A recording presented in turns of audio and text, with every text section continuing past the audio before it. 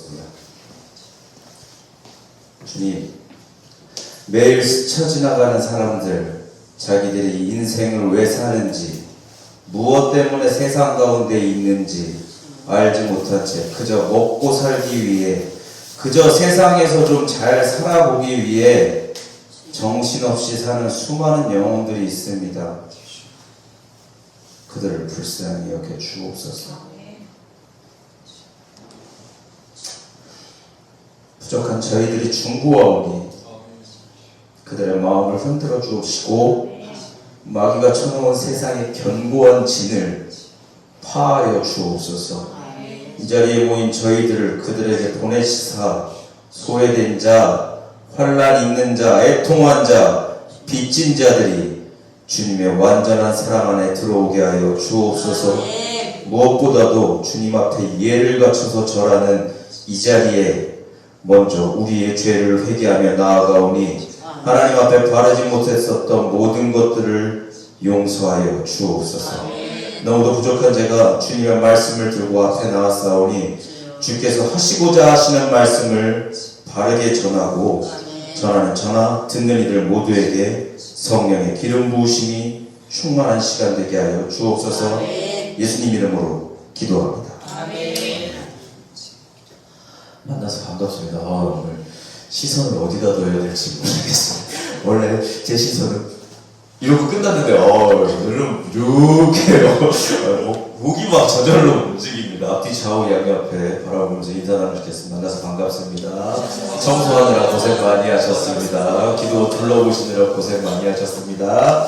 다음 달에도 또 뵙겠습니다. 자, 그럼 오늘 말씀 들어가기 전에 앞서서 먼저 저와 예배드리시려면 성경책이 있으셔야 합니다. 성경책을 보셔야 되기 때문에 성경책을 주목하시고 정신을 똑바로 차리시고 오늘 말씀 속으로 한번 들어보도록 하겠습니다. 자, 지난 예배 시간에 우리는 다윗을 질투하는 사울의 모습을 보았습니다. 마귀의 후손인 네필이 그의 피를 이어받은 골리앗과의 전쟁 후에 사울은 여인들의 소리를 들었습니다. 그 소리가 뭐였죠?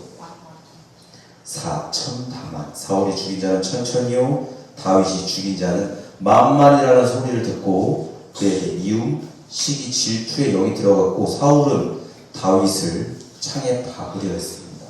하나님께 불순종한 사울이 그 전에 악한 영이 들렸을 때는 다윗이 수금을 탈 때 났습니다만 이제 다윗의 수금도 들지 않습니다. 왜 안 들었나요? 미워하는 영, 악한 영, 시기하는 영이 그에게 들어갔기 때문에 이제는 다윗의 수금도 들지 않았습니다. 이 악한 영은 사람을 죽일 수도 있는 대단히 위험한 영이라고 했습니다. 그렇기 때문에 마귀는 이 악한 영을 이용해서 이때부터 다윗의 후손을 모조리 죽이려고 했습니다. 왜 마귀가 다윗의 후손을 죽이려고 했습니까? 다윗의 씨를 통해서 예수 그리스도께서 오시기 때문에 다윗의 후손을 잡아 죽이기 위해서 마귀는 끊임없이 노력했습니다. 그중 대표적인 예가 뭐라고 했죠? 에스더서에 나오는 하만이라는 작자가 모르드기의 행동을 보고 미워하고 시기하고 질투하는 이 악한 영을 이용해서 유다 민족 전체를 말살하려 하고, 또 아기 예수님 탄생하신 후에 헤롯 대왕이 자기의 왕위를 뺏길까 두려워하고 질투하는 마음으로 이 악한 영을 사용해서 베들레헴에 있는 2살 아래의 아기는 전부 다 죽이라고 했습니다. 왜 그랬다고요? 예수님 오지 못하게 하기 위해서. 우리 가운데 미움, 시기, 질투, 약한 영이 들 때 우리에게 사울이 가졌던 이 더러운 영이 순간적으로 들어온 것이 아닌지 돌아봐야 한다고 했습니다. 이 약한 영이 들 때 우리가 이겨내는 방법이 있으니 그것이 뭐라고 했습니까? 내가 미워하는 일을, 또 시기하고 질투했던 일을 위해서 어떻게 해야 된다? 기도해야 한다. 아멘. 그러면 내가 미워하던, 내가 시기하고 질투하던 그 악한 영이 도망갈 것이라고 했습니다. 사울이 다윗을 두려워해서 떠나게 했던 것처럼 악한 영은 두려움에 떨면서 도망갈 겁니다. 우리에게 그 더러운 영이 드러날 때 하나님의 능력을 기도라는 이름으로 꾸짖어 주십시오.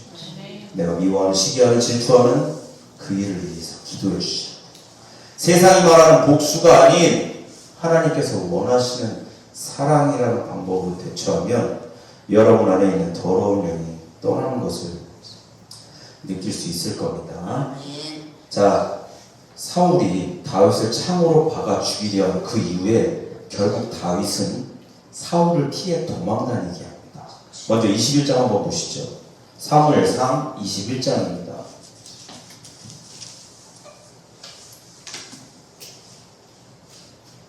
내용은 대충 이렇습니다.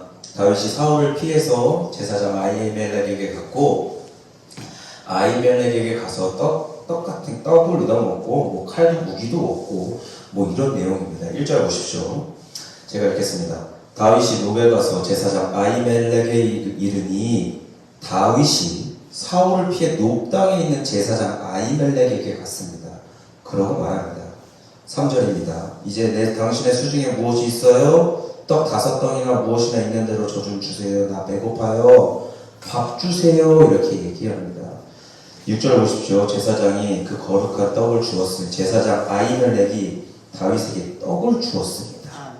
그런데 여기서 이러한 모습을 유심히 보던 이가 하나 있었습니다. 7절 보십시오. 그날에 사울의 신하 한 사람이 여호와 앞에 머물러 있었는데 그는 도액이라 이름하는 에돔 사람이요 사울의 목자장이었더라. 목사장 아닙니다. 그냥 마부군 중에 대장이라고 생각하시면 됩니다. 가축 돌보는 사람 중에 대장인데 이 사울의 신하 도액이 이 모습을 지켜보고 있었습니다. 도액이라는 사람 잘 기억해 보세요. 기억해 주십시오. 자, 밥 잘 먹은 후에 다윗이 제사장 아히멜렉에게 가서 무기를 달라고 얘기합니다. 8절 보십시오. 다윗이 아히멜렉에게 이르되 여기 창칼 없어요? 9절 제사장이 이르되 내가 엘라 골짜기에서 죽인 블레셋 사람 누구 칼이요? 골리앗의 칼이 보자기에 쌓여있으니 너 그거 가져가라. 결국 다윗은 제사장 아히멜렉에게 밥도 얻어먹고 골리앗이 가지고 있던 칼도 가지고 있습니다. 그러나 이런 모습을 누가 보고 있었다고요? 도액. 아무튼 다윗은 블레셋 땅을 거쳐 오늘 본문 말씀으로 들어가게 됩니다. 사무엘상 22장 1절입니다. 제가 읽겠습니다. 그러므로 다윗이 그곳을 떠나 아둘람 굴로 도망하며 그의 형제와 다윗의 온 집이 듣고 그리로 내려가서 그에게 이르렀고 다윗이 아둘람 굴로 도망하니까 다윗의 형제와 아버지가 모였습니다. 또 같이 모인 사람들이 있었으니 누굽니까? 2절입니다. 시작. 하나가 모든 자와 지친 모든 자와 마음이 원통한 자가 다 그에게 모였고 그는 그들의 목머리가 되었는데 그와 함께한 자가 400명이라.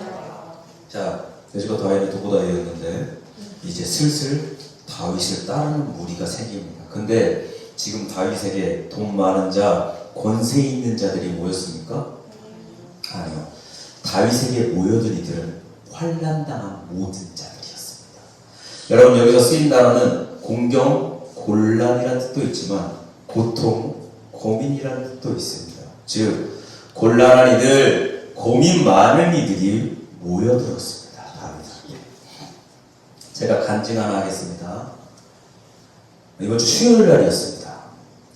예전에 제가 사역했던 교회에서 저를 잘 따르던 제자 하나한테 연락이 왔습니다. 전도사님 보고 싶습니다. 밥 사드릴게요. 우리 만나요. 밥 사준다는 말에 제가 귀가 요만해져서 오케이 감사합니다. 그러고 나갔습니다. 북경 시장역에서 밥을 먹었습니다.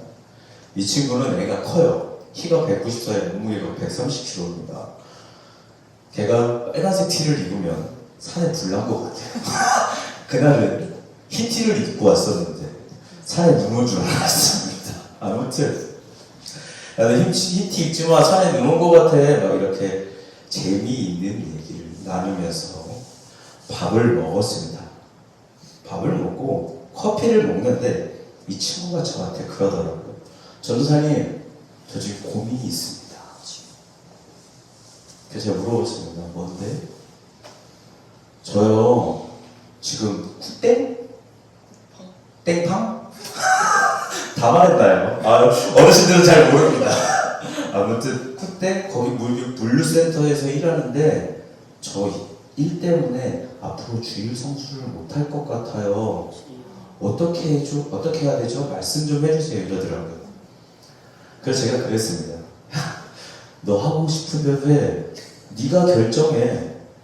나 전도사인데 나한테 그거 뭐라고 물어보면 내가 뭐라고 해야 되냐? 근데 너 교회 안 나가면 지옥 갈걸? 아주 직설적으로 얘기했습니다. 그러니까 이 친구가 그러더라고요. 장난하지 말고 저한테 그냥 말씀 좀 해주세요. 그러더라고요. 그래서 제가 물어봤습니다. 네가 다른 직장을 찾으면 되는 거 아니냐? 하니까 이 친구 그러더라고요. 아, 그러기 힘들어요. 힘들어요, 전도사님. 아니, 왜 힘든데? 그냥 어려운 것 같아요. 이러더라고요. 제가 또 물어봤습니다. 혹시 네가 직장을 옮기면 지금 버는 그 돈보다 좀 덜 버니까 그러는 거 아니야? 다른 일을 찾아도 지금만큼은 못 벌지만 벌 수 있잖아. 혹시 다른 일들은 몸이 힘드니까 그러는 거 아니니? 또 지금 물류센터 생활이 너한테 적응이 됐는데 직장을 옮기면 또 다른 상황에서 처음부터 적응하기 힘들어서 그러는 거 아니야? 한번 생각해봐. 이렇게 물어봤습니다. 그러니까 생각하더니 네, 맞아요. 그런 것 같아요. 그러더라고요. 그럼 결론은 너는 돈 때문이네. 몸이 힘든 것 때문이네. 또 다른 생활에 적응하기 힘들어서 그러는 거네. 그럼 너한테 물어볼게. 하나님이 먼저야, 돈이 먼저야? 하나님이요. 몸이 힘든 게 먼저야, 하나님이 먼저야? 하나님이요. 그럼 또 다른 상황에 적응해야 하는 게 먼저야, 하나님이 먼저야? 하나님이요. 그럼 답 나왔네. 기도 열심히 해봐. 답은 네가 알고 있잖아. 어떻게 순종할 거야? 기도 열심히 해봐. 그리고 눈 내린 에베레스트 산에게 기도해주고 커피숍을 나왔습니다. 여러분 잘 들으십시오. 마귀가 주는 세상의 무거운 짐 때문에 우리는 힘들 수 있습니다. 우리의 인생은 날마다 마귀와의 싸움입니다. 그것이 우리 안에 있는 속사람과의 전쟁일 수 있고 또한 눈으로 보여지는 전쟁일 수도 있습니다. 그게 뭘까요? 내가 하나님과 관계하려 하는데 더욱 친밀해지려 하는데 마귀가 만들어 놓은 세상의 것이 발목 잡을 때가 있습니다. 어쩔 때는 직장 문제로 또 어쩔 때는 사람 문제로 저 역시도 발목 잡힐 때가 많습니다. 저는 예수님 믿어서 많이 힘들어졌습니다. 자, 그 집에 일부 직장이에요. 맘만 같아서 한 3개월 정도 교회 떠났어. 돈 벌러 도나스코라도 해서 돈 벌러 떠나고 싶은 생각도 있습니다. 왜요? 내 삶이 환경이 보다 윤택해질 수 있거든. 내가 하나님을 생각하면 교회 일만 열심히 해야 돼. 그런데 그게 쉽지 않습니다. 당장 눈앞에 보이는 모든 것들이 나를 짓누른다. 오늘은 교회 일 열심히 해서 좋아! 은혜 충만했어! 은혜 막이냐! 내일부터 일 완전 열심이다! 그런데 다음날 눈 떠보면요, 현실입니다. 눈앞의 것들이 나를 힘들게 한다. 또 그런 것들 때문에 다시 한번 번뇌하고 고민하고 생각하게 됩니다. 수요일에 금요일에 좀 빼먹고 친구들 좀 만나러 가면 즐거운 시간도 좀 되고 사람과의 관계도 좀 넓힐 수 있고 재미도 있는데 이런 생각이 들 때도 있습니다. 저도 사람입니다. 근데 그러고 나면 마음이 마냥 환하지만 않습니다. 세상이 채워줄 수 없는 부분이 있다. 내 안에 찔림이 있습니다. 이거 아닌데? 이거 아닌데? 그러다가 돈 좀 포기하고 사람과의 관계 좀 포기하고 하나님께 나오면요, 세상이 감당할 수 없는 엄청난 평안이 있습니다. 아, 좋네, 이거다. 내일부터 하나님께 완전 몰빵이다. 또다시 결심했습니다. 또다시, 근데 다음날 되면 또다시 번뇌합니다. 계속 싸움이 일어납니다. 하나님께 순종할까? 교회 일 더 열심히 할까? 아니.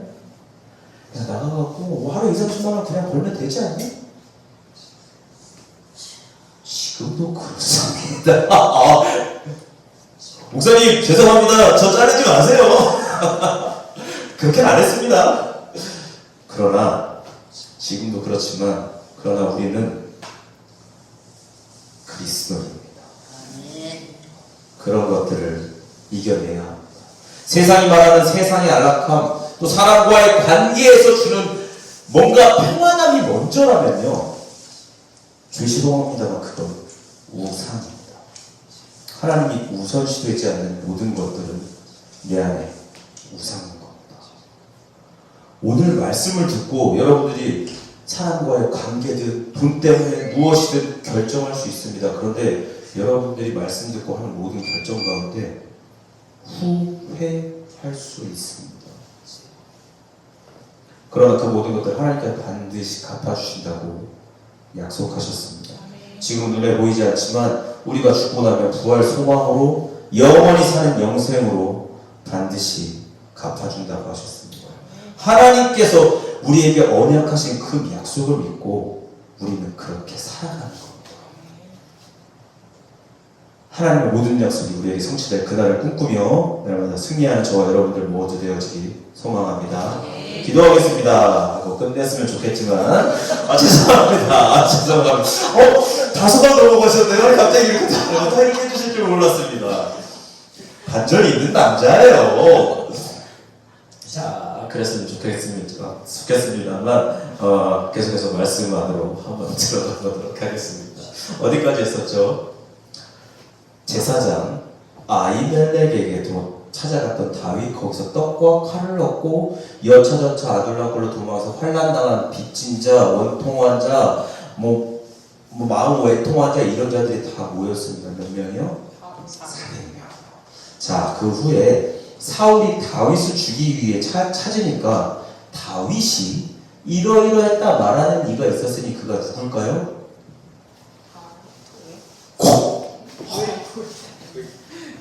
사랑해요. 정답입니다. 도액입니다. 22장 9절 한번 보시죠. 22장 사무엘상 22장 9절입니다. 제가 읽겠습니다. 그때 에돔 사람 도액이 사울의 신하 중에 섰더니 대답하여 이르되 이새의 아들이 노베 와서 아이두베 아들 아히멜렉에게 이른 것을 내가 보았는데, 다윗이 그러니까 아히멜렉에게 왔다는 겁니다. 10절 보십시오. 아히멜렉이 그를 위하여서 음식도 주고 블레셋 사람 골리앗의 칼도 주더이다. 도액이 사울에게 이릅니다. 자, 이 말을 들은 미치광이 사울은 지금 정신병자입니다. 정신 나간 사람입니다. 미치광이 사울이 얘기합니다. 16절 보십시오. 왕이 이르되 아히멜렉아 너 죽을 거야. 아히멜렉이 누구라고요? 다윗에게 떡과 칼을 줬던 그 제사장입니다. 너 죽을 거야. 너랑 네 집안을 몰살시켜 버릴 거야. 17절 보십시오. 왕이 좌우의 호위병에게 이르되 17절입니다. 누구를 죽여요? 여호와의 제사장들을. 지금 사울이 완전 정신 나갔습니다. 완전 미쳤습니다. 그러나 왕의 신하들이 그렇게 하지 않습니다. 왜요? 17절 마지막 보십시오. 읽어보십시오. 시작. 왕의 신하들이 손을 들어 여호와의 제사장들을 죽이기를 싫어하지. 사울이 자기 보고 제사장들을 죽이려 했는데 제사장들이 누굽니까? 목사님인 겁니다. 그러니까 그렇게 하지 못하는 겁니다. 그러자 사울이 도액에게 말합니다. 18절 보십시오. 왕이 도액에게 이르되 너는 돌아가서 제사장들을 다 죽여라 하며. 이 사람 어디 사람이요? 에돔 사람. 에돔 사람 도액이 돌아가는 제사장들을 쳐서 그날에 목사님 몇 명이요? 85명을 죽였고, 그뿐만 아니라 19절 보십시오. 제사장들의 성 남녀 아이들과 젖 먹는 자들과 소와 나귀와 싹 다 죽였습니다. 여러분 잘 보십시오. 이 사람 어디 사람입니까? 에돔 사람입니다.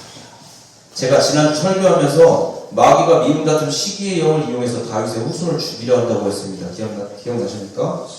그 중에서 예수님께서 태어나시고 베들레헴의 2살 아래 아기는 전부 다 몰살한 헤롯 대왕 기억나십니까? 그 헤롯 대왕도 에돔 사람입니다. 그 에돔의 조상이 지금 다윗을 도운 수많은 목사님들을 몰살하는 겁니다. 소좀 끼치리만큼 비슷하죠. 근데 이들이 이렇게 학살을 하는데 살아남은 자가 있었습니다. 20절 보십시오.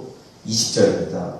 아히멜렉의 아들 중 하나가 피하였으니 그의 이름은 아비아달이라. 그가 도망하여 다윗에게 가서 21절 사울이 여호와의 제사장들 죽인 일을 다윗에게 알림해. 이 말을 들은 다윗이 얘기합니다. 지금 아히멜렉의 아들 중에 하나가 도망을 가서 다윗에게 일렀습니다. 목사님들 85명 다 죽였어요. 이렇게 다윗에게 말하니까 다윗이 얘기합니다. 두려워하지 말고 내게 있으라. 내 생명을 찾는 자가 내 생명도 찾는 자니 네가 나와 함께 있으면 안전하리라. 에돔 사람 도액이 예수 그리스도의 모형인 다윗을 도왔다는 이유로 85명의 제사장과 그에 속한 이들을 전부 다 죽였습니다. 다윗과 연관된 모든 걸 끊으려 했습니다. 그러나 그 중에서 살아남은 자에게 다윗이 뭐라고 얘기했습니까? 23절 마지막에 뭐라고 합니까? 나와 함께 있으면 뭐라고요? 안전하리라.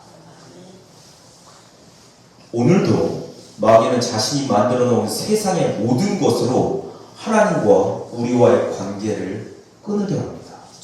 그 대표적인 방법이 뭘까요? 동영상 틀어주세요. 준비해주세요. 아직 불 꺼주세요. 자, 마귀가 하나님과 우리와의 관계를 끊는 그 대표적인 방법은요, 원숭이 잡는 법입니다. 동영상 틀어주시죠. 저 봤어요. 저 봤어요.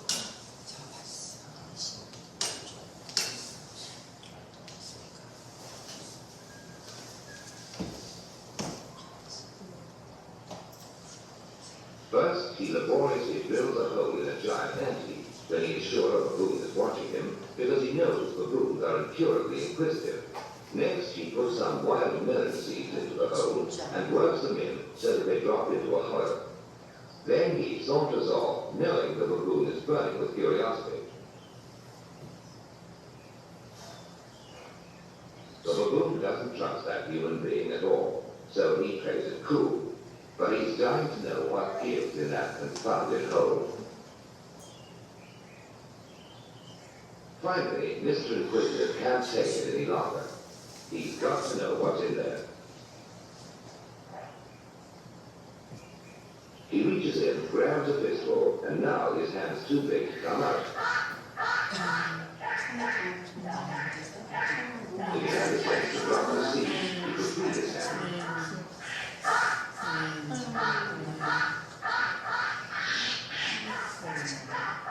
손이 안 움직여. Now he lets go when it's too late.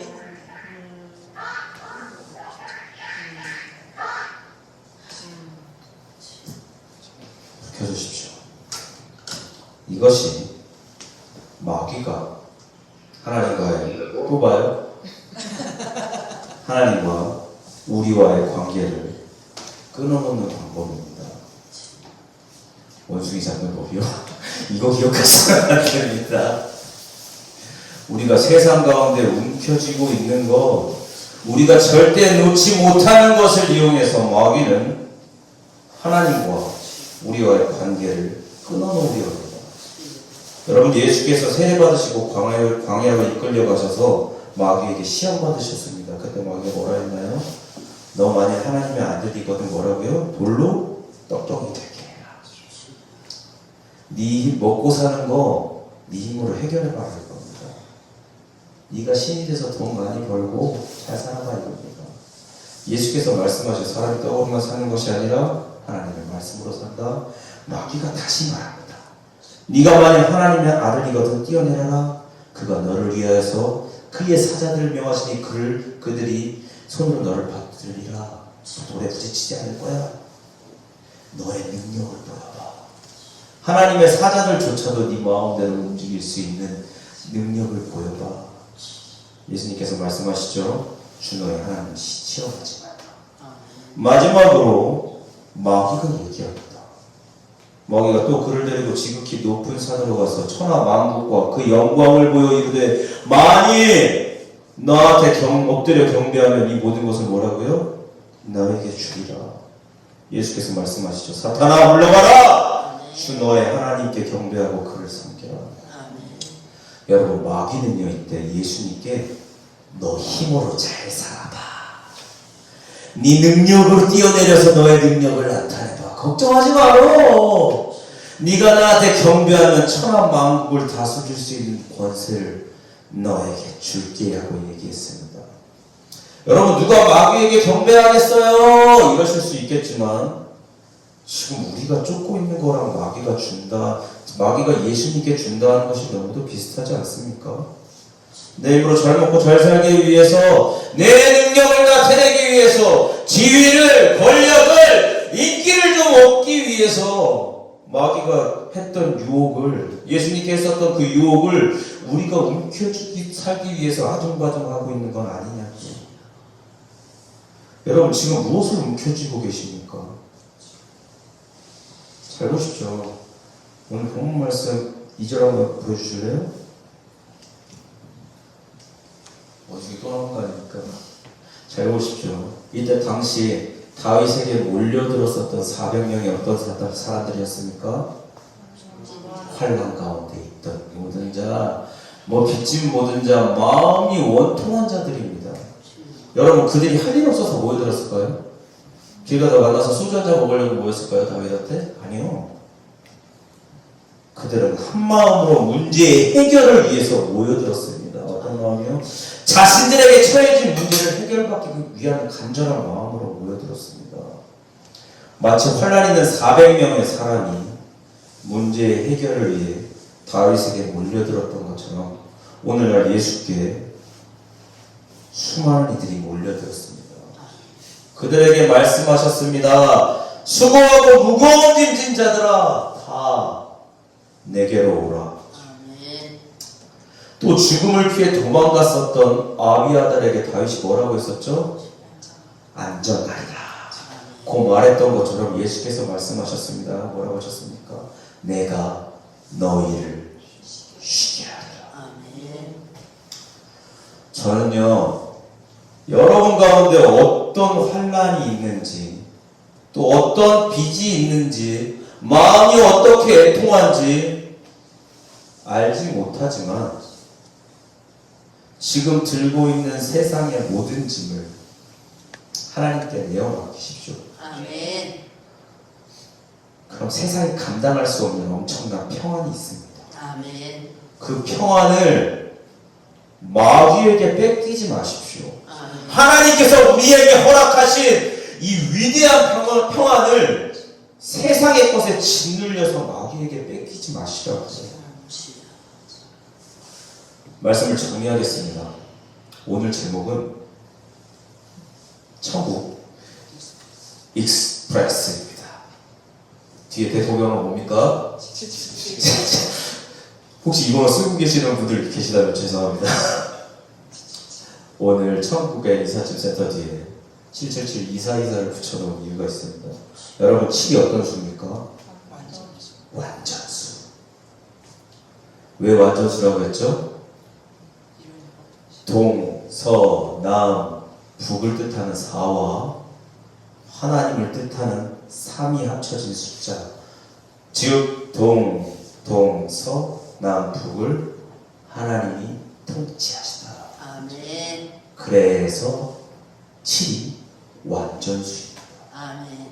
제가 7을 3개 붙여놓은 이유는요, 첫째, 성부 하나님, 둘째, 성자 하나님, 셋째, 성령 하나님입니다. 즉, 세 분이 함께 하시는 완전한 하나님께 여러분들의 모든 짐을 내려놓으십시오. 아멘. 하나님께로 이사이사 가십시오. 아멘. 마귀가 만들어 놓은 세상의 것을 쫓아 사는 이들이 아니라 우리에게 주어진 모든 짐을 완전하신 하나님께 맡기고 그 안에서 주시는 참 자유와 진리 가운데 정말로 세상이 감당할 수 없는 참 쉼을 얻는 저와 여러분들 모두 되어지길 원합니다. 아멘. 여러분, 우리가 움켜쥐고 있는 걸 내려놓을 때요, 아플 수 있습니다.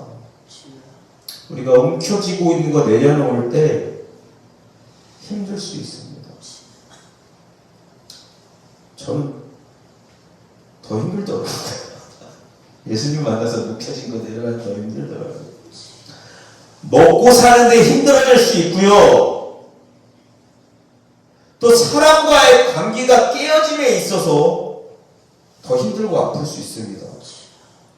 그러나 명확하고 확실한 건요, 우리가 소나기에 잡고 있는 그것들을 내려놓는 순간 성령께서 우리를 인도하신다는 거예요. 내가 주를 위해 포기한 수많은 것들 하나님께서 갚아주시고, 또한 그때부터 우리는 내 힘으로 세상을 살아가는 것이 아니라 성령의 사람이 되어서 신약시대를 살고 있는 우리에게 또 다른 성령 행전의 삶이 나타날 줄 믿습니다. 마지막으로 마태복음 11장 28절 읽고 설교를 마치도록 하겠습니다. 제가 읽겠습니다. 그 원숭이 장면으로만 틀어주셔야 됩니다. 마태복음 11장 28절입니다. 제가 읽겠습니다. 지금 환난이 있는 자, 빚진 자, 마음 위에 통한 자에게 예수께서 말씀하시니 너희는 들으라! 수고하고 무거운 짐진 자들아, 다 내게로 오라. 내가 너희를 쉬게 하리라. 아멘. 기도하겠습니다. 하나님, 세상에서 먹고 사는 것, 사람과의 좀 더 나은 관계를 얻기 위해 우리는 너무나 바쁩니다. 어쩔 때는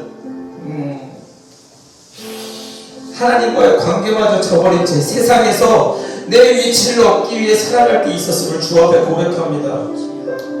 우리가 세상 가운데 광야에서 짊어지고 있는 이 짐이 너무나 무겁습니다. 수고하고 무거운 짐진 자들아 내게로 오라고 말씀하시는데도 그 말씀을 외면한 채 우리의 욕심을 위해 살고 있는 것은 아닌지 돌아봅니다. 혹시나 하나님과 세상의 것을 저울질했다면 주님 우리의 죄를 용서하여 주옵소서. 세상의 모든 것에는 하나님께서 주시는 참 평안이 없음을 저희 가운데 듣는 귀로서 명확히 알게 하여 주옵시고, 조금 못 살아도 조금 부족해도 그렇게 주 안에서 참 자유를 누리며 사는 저희들 되게 하여 주옵소서. 이제는 내려놓지 못해 어쩌질 못하는 우리의 모든 짐을 주 앞에 내려놓으니 예수 안에서 참 평안을 누리며 날마다 세상이 감당치 못하는 엄청나고 위대한 기쁨 가운데 살게 하여 주옵소서. 주를 위해 세상의 것을 내려놓은 모든 것이 훗날 주님 앞에 갔을 때 자랑스럽게 내어드릴 수 있는 우리의 간증이 되어지게 하여 주옵소서. 우리에게 참심을 주시겠다 말씀하시는 나사렛 예수 그리스도의 이름으로 기도합니다. 아멘. 우리 찬양 하나 하고 오늘 잠깐 기도했으면 좋겠습니다. 혹시 PPT 있나요? 원숭이 장도 뒤에 늦춰주시면 안 됩니다. 지금 마지막 찬양 하나 하시고 잠깐 기도하도록 하겠습니다.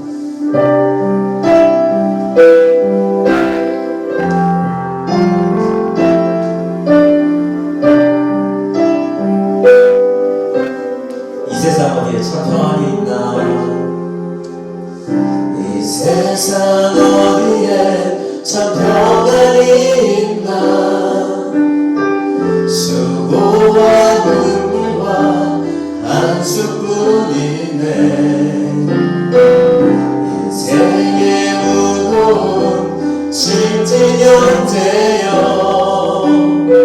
사랑의 예수님 내게 말씀하신다. 수고하고 무거운 짐진 자들아 다 내게로 오라. 내가 쉬게 하리라. 수고하고 무거운 짐진 자들아 다 내게로 오라. 내가 쉬게 하리라. 2절 찬양합니다. 예수님 안에는 참 평안이 있네. 세상이 모르는 평안이 있네. 이 사랑이 너를 외롭지 못하다. 예수님 안에는 참된 위로가 있네. 수고하고 무거운 짐 진 자들아, 수고하고 무거운 짐 진 자들아, 다 내게로 오라. 내가 쉬게 하리라. 수고하고 무거운 짐 진 자들아, 다 내게로 오라. 내가 쉬게. 수고하고 무거운 짐 자들아, 수고하고 무거운 짐 진 자들아, 다 내게로 오라. 내가 쉬게 하리라.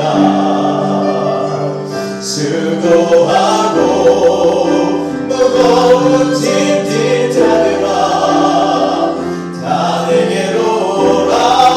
내가 쉬게. 다 내게로 오라. 다 내게로 오라.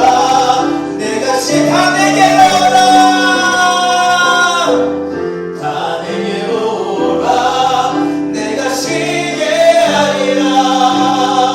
우리 함께 기도했으면 좋겠습니다. 주님, 저희들에게 참 평안을 주시겠다고 말씀하시는데도 우리들이 세상 가운데 놓지 못하는 것 때문에, 사람 가운데 인기를, 권력을, 또한 남들보다 더욱 잘 살기 위해서 스스로 하나님과의